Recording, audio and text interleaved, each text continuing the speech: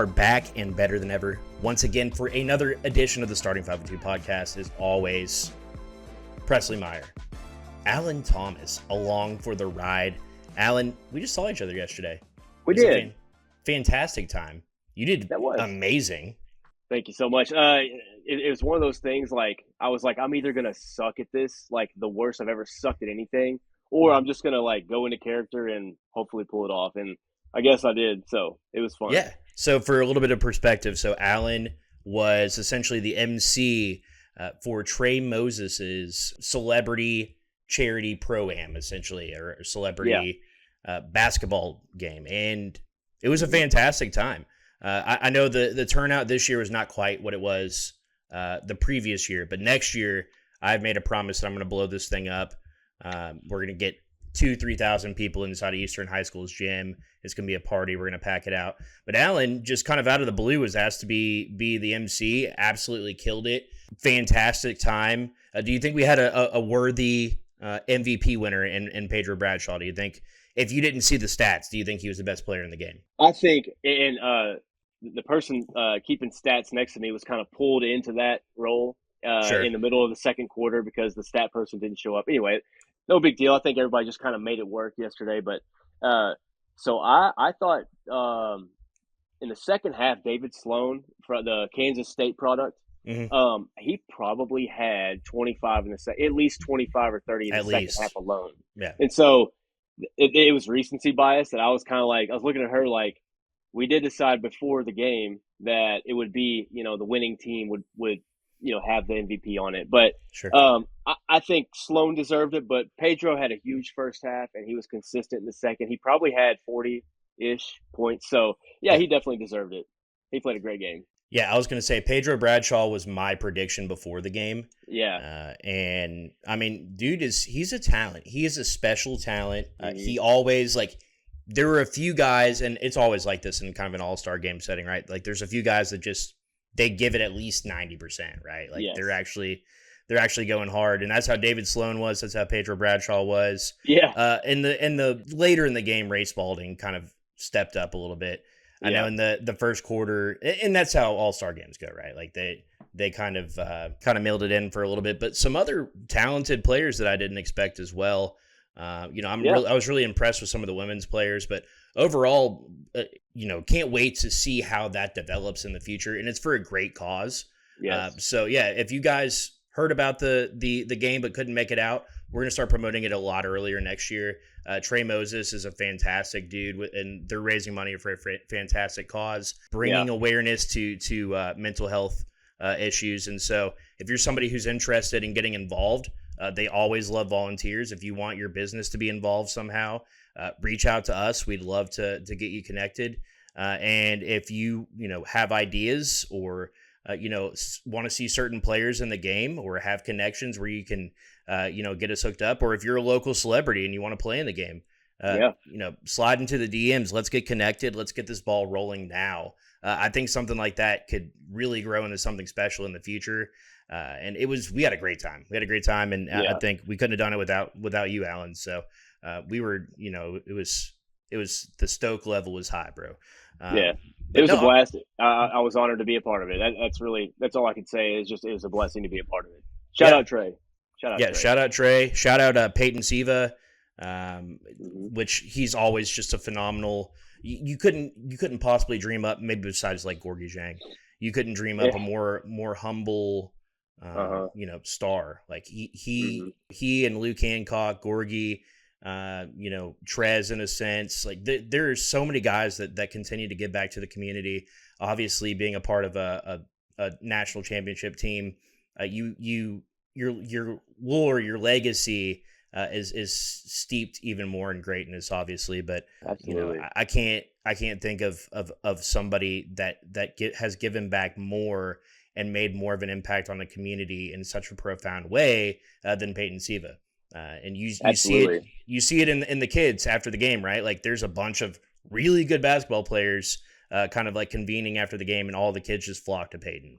And he just takes it in stride, right? Like he just handles it so well, and it's always been impressive to me. Yeah, absolutely. And that's what makes him so special and such a key piece to this Louisville coaching staff that we have, across town. So, I mean, like you say, he's a special person. And I think Pat Kelsey, when he put this roster together and when he put this coaching staff together each year that he does, whether somebody leaves and takes another job or what have you, he's going to get the best people right. to bring in players and to throw their arms around players, in this program. I think it's a beautiful thing. Yeah, he's awesome. Shout out to him too. It's a beautiful thing. And I mean, it's kind of like, I think that you saw that leap that Chucky Hepburn made this past season. Yes. And I feel like I expect the same thing to happen to Mikel Brown and Kobe Rogers this year. And I think more specifically, you and I really wanted to talk about Mikel Brown.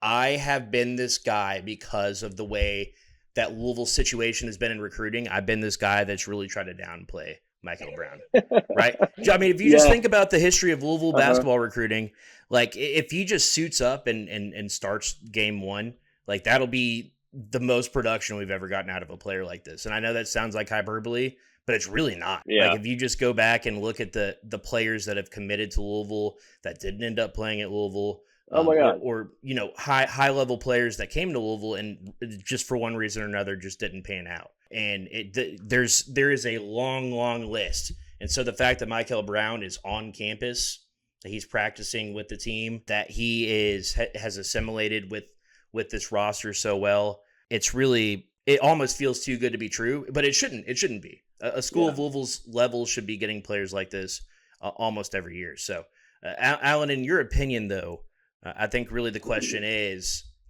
Mikel Brown properly rated right now? Like the hype that you're seeing around him, is he deserved of that hype? Do you think he should be hyped up more? Like, do you think more people should know about this guy? Or do you think he's a little bit, we need to temper our expectations just a little bit because he's a true freshman coming in? I think Mikel Brown in the past, probably 2 to 3, 4 weeks, we've been distracted with baseball, but he's kind of been doing things, on the side, like with Team USA. He's been getting in the gym. There's a lot of tape of him out there and a lot of draft comparisons out there for this year. Me personally, and it's easy for me to do this just because the kid's about to get drafted and go very high. But Jeremiah Fears, the way that they both move with the ball, the way that they shoot confidently, and I think Mikel is going to be asked to do a similar role that Jeremiah Fears, where he's on the floor at the end of the game. Jeremiah Fears and Oklahoma they were, they went toe to toe with a lot of great teams this year. Won some huge games, and they couldn't have done it without him. And Oklahoma fans, I went back and looked at just kind of like the conversation when he was coming in. They all knew, they were like, this is a one and done kid. He jumps off the screen. They were bullish on him from the beginning. He started, he came in, he put up numbers, he made big shots, couple game winners, and his stock never dropped. And so he kind of just on the up and up, kind of went up, throughout the season. And I think that's exactly what we're getting with Mikel Brown Jr. I think that's the caliber player. I think Mikel Brown's going to go in the top 10 next year. Some people have him in the top 15 and stuff like that. But I think a lot of conversations are being had about him. A lot of coaches that are on Louisville's schedule are already looking at tape of, what are we going to throw at this kid? Not that they have tons of things to worry about on this roster, but I think he's a special player, and I think he's properly rated. I'm going to go ahead and go with that. Yeah, this is going to sound, I'm going to sound like a homer a little bit here, but I mean, I do think that he's properly rated. I think that the hype that he's getting out of these USA Academy practices, I mean, the fact that he made the U19 team is huge. And not only that he made it, but I mean, it's from everything that you see, it seems like he's been the most dominant player. He's been more than just a drink stirrer. He has been maybe the best player on this team. And so bearing that in mind, it's difficult for me at this point to find a reason to be concerned about this guy. Right. And that in and of itself is a concern, Alan. Right. Like we're waiting for the hat to drop, right? Like we're just waiting for the season to start and for this man to be either in the starting lineup or playing heavy minutes, and then it'll finally feel real. But I mean, if you think about it, we're not that far away. We're not that far away from from Louisville, Kansas. Yeah, that's in October. Yeah. So that's 4 months away. About 4 months away. About 4 months from the time that we're talking right now, which is that feels like so close and so far away at the same time. I don't know if that makes any sense, but yeah, absolutely. It makes sense to me. I don't know if it'll make sense to listeners, but me and you are right here with that one.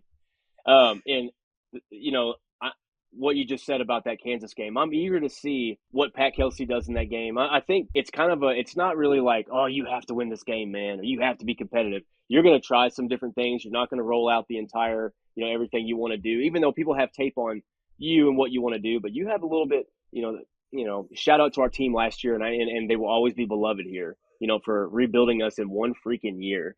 So the hats off to them regardless, but you're playing with fire this year. And so I think Pat is not going to have to run as conservative, with certain, pick and roll situations. And he's going to curl the hell out of, some of our shooters, where in the past you could really only do that with last year. You could only do that with Rain Smith, run him off curls. And once teams figured that out, his stats kind of dropped a little bit. That's a partially athleticism thing. It's partially just because Rain Smith is a shooter. That's his trade. You know what I mean? Mm-hmm. And so that's where he's going to make a lot of money. Is teams are going to say, okay, we'll put you on this team with these guys, and you're going to be our sharpshooter. You know what I mean? And that's a lot of guys are doing that these days. But I think that Kansas game is going to be interesting. It's going to be fun to watch. It's going to be fun, and there's going to be a lot of fun conversations between now and then. If we stick to the backcourt really quickly. I think a lot of the conversation has centered around, and I think rightfully so, Isaac McKneely this offseason. This is a guy that could potentially be the best player on your team. Yeah. And I know that's a lot to put on his shoulders, but he was far and away the best player on a Virginia team last year. Mm-hmm. Transfers in, and he's really the fifth of five guards, essentially, right? That join the roster, every one of which I think you could make an argument is going to warrant 30 minutes a game, right? Yeah. Like if you look at Isaac McKneely, if you look at Ryan Conwell, Adrian Woolley, Mikel Brown, and then obviously Kobe Rogers. When you look at that lineup right there, I mean, where do you find the minutes for all these guys? I think that's really the question, and that's what all the detractors have been turning to, right? Mm-hmm. They've been kind of going to this conversation of essentially, that's not going to work out. Like that's a really crowded backcourt. Somebody's not going to get enough playing time. Yeah, and I don't think that's the case. I think really if you break things down from the standpoint of this is more like positionless basketball, I think Isaac McKneely is more like your three. And that's a matchup nightmare for threes across the ACC, right? Oh, yeah. But I think the conversation could very well center around Isaac McKneely versus Ryan Conwell, and who is going to be the guy that really steps up and is the leader on this team. And it could be both guys, right? Sure. But you're looking at two guys that are seniors, two guys that were, I'd say Conwell was like 1A on his team for Xavier last year. Isaac McKneely, the clear cut, best player on his team. Both guys got a lot of shots up, and both guys made a lot of shots, especially from deep. Ryan Conwell, 41.3% from beyond the arc last year. Isaac McKneely, 42.1% from beyond the arc last year. But both guys can do a lot more than just shoot, right? So really, in the aggregate, you're replacing a Rain Smith and I guess a Kobe Rogers in a sense with an Isaac McKneely and a Ryan Conwell. And I mean, Adrian Woolley is also more of a combo guard, but I think Conwell and McKneely can kind of play that like 2-3, and they can also be kind of a ball handler. So I guess for the purposes of this conversation, we're looking at March of 2026. Who do you think is a guy that stands out as your potential like first team All-ACC type of guy on this roster? Do you think it's more likely to be Conwell or McKneely? I love this question when going over your show notes. All bangers, by the way. I love this conversation. When we talk about our best players, every year, this is a water cooler conversation. This is a weekend with, we had Father's Day last weekend. It's something you talk about with your dad, with your grandpa. I know I did with my granddad. Saw him today, earlier. So, but for me, and this is my hot take about all of this, and people are going to roll their eyes when they hear this, but I think, and I don't know if it'll be these two, but I think Louisville's going to get 2 players on the first team All-American, just because it's partially to do with All-American or All-ACC. I'm sorry, All-ACC. Okay. 2 first team All-ACC. Thank you. And I'll say that because when you have this pool of talent, and it's partially to do with the ACC, being top heavy, and just like it was last year. This year not as top heavy. You might have an NC State guy on there. I know they've got a lot of talent as well. Duke, and I'm not just picking those players. Like, you're going to have other players jump out and do well. I think that, but my hot take is that, Isaac McKneely, there is no other way that you could paint it more perfect than for him to shine in this offense. Like, it is perfect. He is a more, shout out to Rain Smith. Rain Smith is probably a better shooter than Isaac McKneely, but Isaac is more physical, he's more athletic, and he's more willing to do different things to get to create his own shots and to get good looks. I think that Ryan Conwell is the pencil in for me, almost a thick pencil. I won't go with a pen, just because he's already on people's radar from being selected high in these Big East awards that he got. He's already, like, everybody's like, oh, this guy. So he's going to Xavier, which was already a good team, but now he's going here and he's going to start in this offense with these guys and this support cast. Not that he's the star, but this is the support cast around him. They're all, we don't know who's going to do what. I think Mikel is your superstar, protege, whatever that comes in. He's the meteor that everybody's like, oh, watch this kid, like Jeremiah Fears. But I think Conwell is the guy that I'm going to go ahead and pencil in on the All-ACC team. If you had to, like, gun to my head, you know what I mean? If I had to pick one, it would be him. But I could totally see, I could see Kason Pryor first team. It just depends on how he bounces back from that injury. But this is a conversation. This gets so fun when you talk about, who's going to lead in what stat, or who's going to lead points, and we think Mikel's going to lead in assists because he's going to be given the keys. He was pretty much told that by Pat Kelsey, and we've all been talking about that anyway. I'm going to go with Ryan Conwell on this one. Yeah. If I had to pick one, I love that. I think one interesting aspect of this to me is Ryan Conwell has played. This is his 4th school in 4 years, right?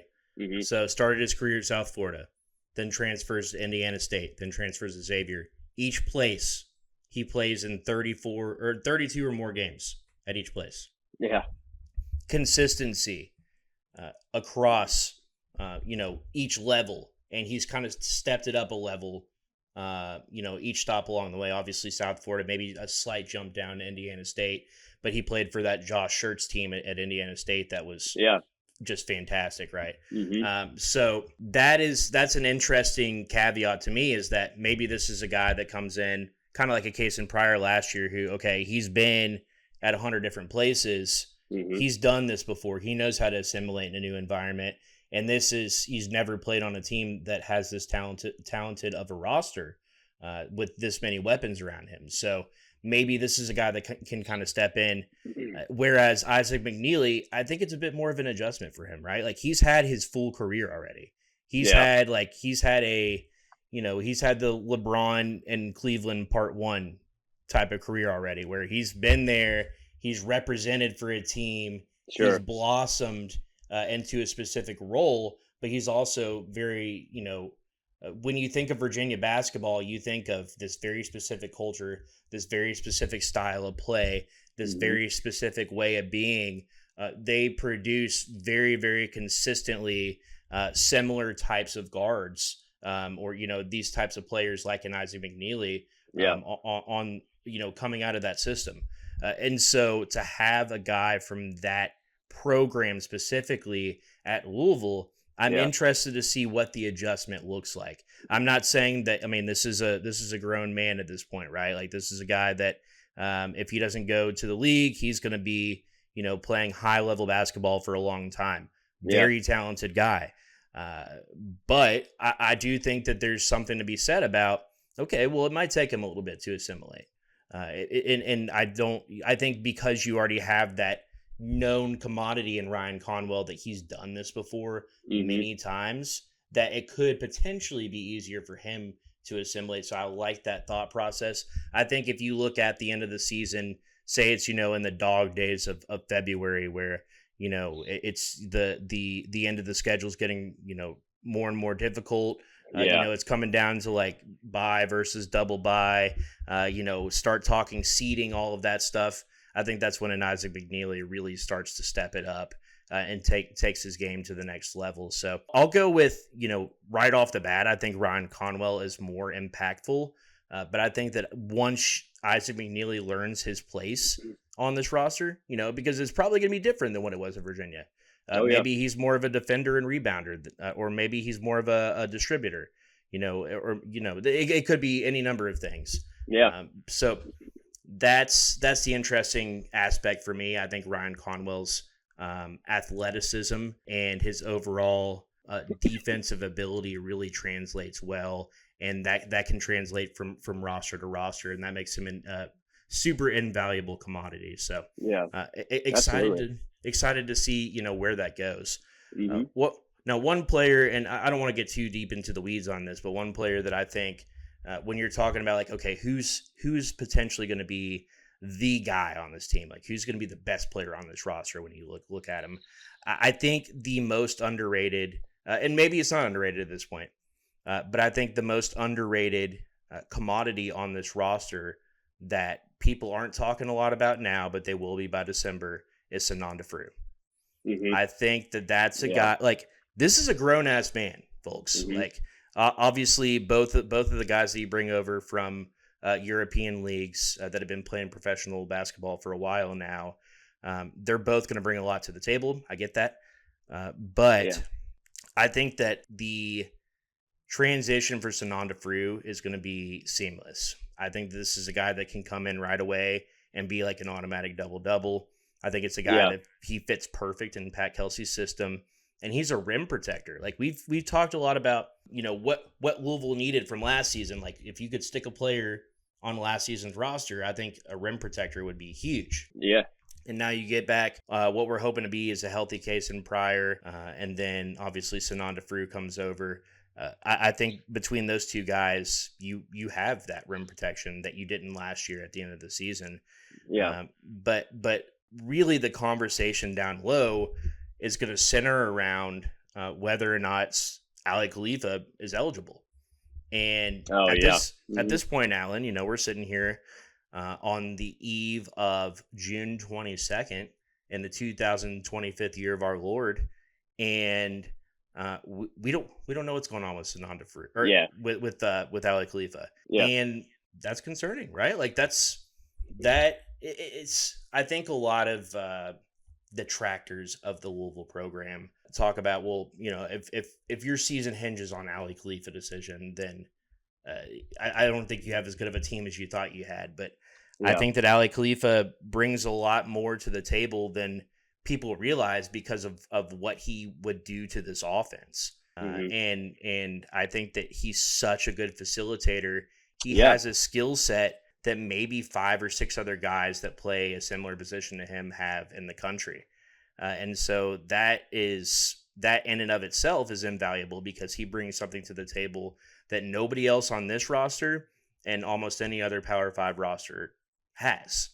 And with that in mind, I'm curious, in your opinion, Alan, what is your thought process? Are you starting, what's the panic level for you? And where is your head right now on Khalifa? Yeah, the wheels of justice, I guess. That's what I'm hoping for, because I'm self-described like paranoid person for the past, and most of us, I think, have a bit of this for the past 7-8 years, or whatever, going on 8 years with all this stuff. You're snake bit. It's exhausting, and I just don't. I don't want to sound like a crybaby, but I just don't really trust the NCAA to get this thing nipped in the bud for not just for us, but for very many schools. I think they want the whole thing to play out. Somebody told me that, or maybe they either told me or I heard this somewhere, that his lawyer has dealt with stuff like this before, and this is pretty routine. So I do feel good about that. I don't think the season hinges on him being healthy, but like you said, I mean, Ali he gives you a look. He gives the defense a look where he makes you instantly porous because a lot of these clips that he has are him, I mean, just quick passes when he gets it up top. We don't even need to, like, you could do a pick and pop with this guy. He's transformed his body. So he was doing this when he was probably, 20, 25 pounds heavier.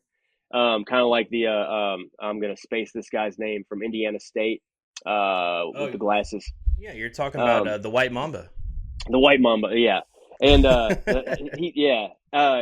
Ali will make a defense, commit to certain things and do certain things that the game of basketball these days, in college at least, doesn't really call you to do. Like, we don't, like, if you look at Duke, they don't have a guy, like, if they send a center out that can shoot the ball, he's probably going to shoot. Like, most of these guys, they'll bring in Malawach, who's about to go in the top 10.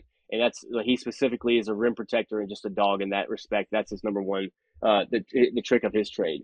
Ali is, he's kind of just like this. I hate to use David Padgett, but he is like a David Padgett out there. But he can shoot. And that's the difference, I think, is his IQ. You can see on tape is off the charts. So I think I'd be bullish by saying it's a top 5 team, and I'm like slam my fist on the table. Saying that if it came out tonight and they're like, oh, he's eligible, again, but I'm not going to put my faith in the NCAA. They have disappointed me way too many times to do that. But my gut says it's just the wheels of justice are really slow with this, but we need him, and he's going through the motions, so that's good. I'm not really fretting yet on that. Yeah, I think that common sense will prevail here. Mm-hmm. I know. If we know one thing about Josh Hurd and Lottie Stockwell and anybody else that's heavily involved in this Louisville athletic department, those people were on the phone, talking to somebody's boss's boss, trying to figure out what the hell is going on with Ali Khalifa the second it went down, right? Uh-huh. And my guess would be that those same people would probably, be on their ass about it until a decision is made. Until justice prevails, right? But ultimately, the NCAA, they like to take those long lunch breaks. There's some great breakfast and brunch spots downtown in Indianapolis, so I get it in a sense. But at the same time, justice for Ali, free Ali Khalifa. Free Ali. And this is, very on par with what we know about Pat Kelsey and his staff. But if you listen to anything that comes out from the team, whether it be players, coaches, whoever it is, they talk like, he's on the team. Yeah. Everybody's preparing like he is going to be a major component on this team. And they're going to do so. And I'm sure until the season's over. Say it's February and we still don't have a decision. Yeah. Ali's still going to be on the team. Right. I think that's where I'd leave it. But I mean, I'm cautiously optimistic. I think the only reason that I wouldn't think it's going to happen is simply because of what you just said, Alan, where it feels like if it could go wrong, it does for Louisville athletics. So I don't know if we, sold our soul for a national championship or what it was, but I don't know, Alan. I don't know. But to close today out, I want to introduce a new segment to the show. Eventually, maybe we'll have like a theme song for the show, but really, I'm just doing this as drum roll because if I did drum on the table, it would probably pick up on the earbuds.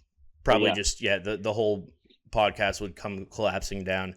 No, full court press. We're about to put the full court press on you, Alan Thomas. Love it. I'm going to put for today. We're going to start out today with 3 minutes on the clock. I'm going to give you 3 minutes to answer as many questions as you possibly can right, and the bonus round.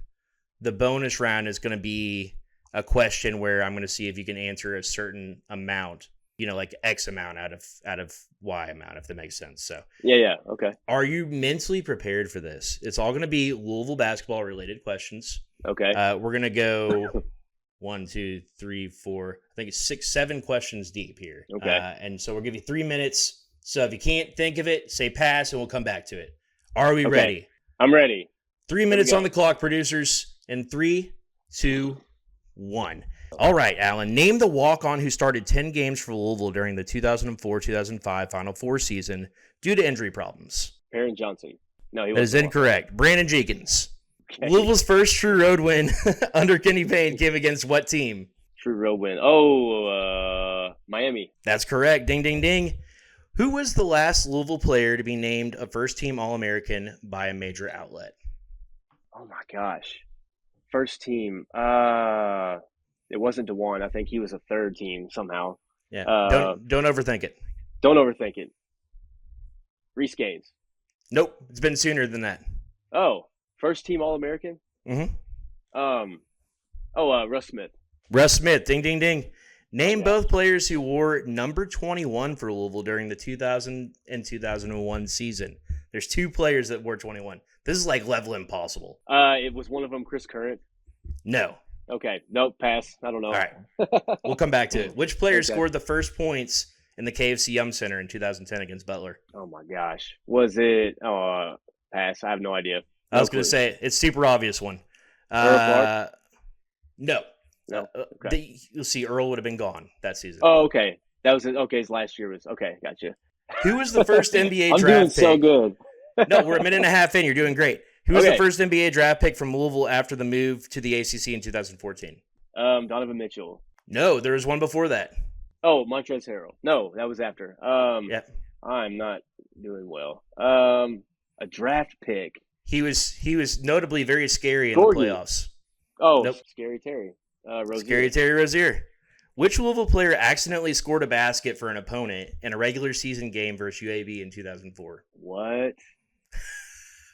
I have no idea. I want to hear the answer to this, but I have no idea. It's Otis George. Oh, no. Otis George. Him through the TV. I used to scream at him. But we love you, Otis George. Come on. Yeah. Come on. All right, now for the most difficult question of the night. All right, so this is there are, let's see, I'm taking too much time. Name 7 of Louisville's number 1 recruits in each recruiting class since 2014. So if you work backwards, 2024, do you know the number 1 player? So this year? No, this is 25. 24 in our recruiting class, not transfer portal? In recruiting class, yes, sir. Oh, my gosh. Was it Tyler? No. So this would have been last season. Okay. Yeah. Pat Kelsey. Kanai, Bruce. That's right. What about 23? Tyler. Nope. No. We can keep moving backwards. By the way, you could go any year. Okay. Yeah. No. I mean, I'm just trying to, highest recruits. I have no idea. Donovan Mitchell. Donovan Mitchell's one. There you go. Yeah. Montrezl Harrell. He would have been 2000 since 2014. Sorry. Since 2014. So, yeah. Okay. How many more do I need? 4 more? Yeah, do 4 more. Let's see if you can get 4 more. Oh my gosh, dude. Yeah, I'm pretty bad at this. Let's see. How about trying to think of like the 2017. I was going to say David Johnson. David Johnson was not number 1 in his class. Okay. There was somebody else that was number 1 in their class, and very notably got some hate from a radio show host in that area, in the area that he's from. In the area that he's from. Mm-hmm. No clue. He's from Indianapolis. Oh, okay. We say all these. Fort Wayne. I'm sorry. He's from Fort Wayne. Oh, Fort Wayne. Malik Williams. Boom. All right. Okay. Now there's two that are super obvious because not super obvious, but they should come to mind because they were highly regarded players that did not pan out. Brian Bowen. Brian Bowen. Brian Bowen. And the years are what's getting me because academia. Yeah. Okay, so I'll give you some hints here. So in 2016, you sold a bunch of shirts with this guy on the front, and then he didn't really pan out very well. 2016. Yeah, and you could say that he is royalty. I don't know. Every one of these has to have his queen. Oh, VJ King. Boom. Okay. All right, now I sold those shirts in 2020 or something like that. Oh, okay. So, I got you. Yeah. Maybe he was because he played for the Knicks. So yeah, I have a King of New York shirt somewhere in my closet. Yeah. Poor VJ. We love VJ. One more guy. This is from 2014, and he drew the ire of the Louisville fan base for pretty much an entire season. Very, very lanky player. Very lanky player. Rarely saw game time. But huge, big time 5-star recruit. 2014. Mm-hmm. Oh my God, Aaron. Yep. Gosh. Not Kobe, but no. Yeah. I can see this dude sitting there. Yeah, very lanky. Who was Kobe's running mate? Who was Kobe's number 2? Shaq. Yeah, Shaquan Aaron. Oh, Shaquan Aaron. Shaq. Yeah, there you go. Aaron. All right, so we'll go really fast. Okay. Went Shaquan Aaron, Donovan Mitchell, VJ King, Malik Williams, Aiden Agahan. So these were written incorrectly. So Aiden Agahan and Samuel Williamson, depending on the recruiting service, was like 18 and 19, right? Then you had DeAndre Davis, technically, because then it was a whole thing, right? We basically, because we skipped Brian Bowen, but you got that one anyways. Right. Then we had Roosevelt Wheeler, Kamari Lands, and then Dennis Evans. Kamari Lands. And then Dennis. Oh my gosh, dude. Yeah. How about that? And then this past year was What a ride for everybody. That we just took 7.5 minutes to do that. But I will say you answered the other questions very quickly. So round of applause to Alan, everyone. Yeah. Now, was there one that we wanted to go back to very quickly? Brandon Jenkins was the walk-on. I don't remember him being a walk-on. This was something that I had to look up, like Google, like Louisville basketball trivia to find that one. The number 21 for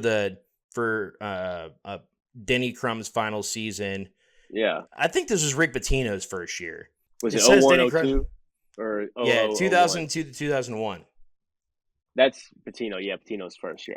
So, pretty sure. Anyways, it was Bryant Northern and J.R. Brimmer. Northern was 21?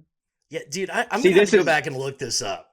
This is the Mandela effect. Yeah. Somebody he's number 3. Yeah, somebody's – yeah. He seems like he's number – yeah, I don't know. Preston Knowles was the first points at the KFC Yum Center. Okay. Against Butler. Okay. Let's see here. So. Terry Rozier, you got that one. First player drafted after Louisville moved to the ACC. And then the Otis George one. I bet you a lot of people remember the Otis George one. It was I don't know. It was a weird one.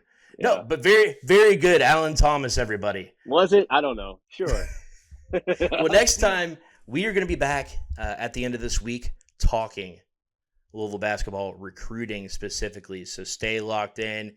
We're going to have Jake Hook on the horn. But Alan Thomas, we're excited to have you around a lot more these days. And it's been a fantastic weekend. Make sure you go subscribe to our podcast. Yeah. If you're watching this on YouTube, like, comment, subscribe, all that good stuff. Comment along next time while you're playing trivia to see if you can get it. That'll be a great one for live shows as well, Alan. And then make sure that you're following us on the gram, on Twitter, at the State of Lou on Twitter, at the State of Louisville on Instagram, Facebook, Blue Sky. What else? What else are we on? We're not on Truth yet. Haven't made it over the Truth yet. Yeah. Let's see. Maybe one day. What else? But yeah, make sure you're following Alan, of course, at Cardinal on the Twitter sphere because he always keeps us laughing. Until next time, Starting 502 Podcast. Let's get out of here and go Cards, baby.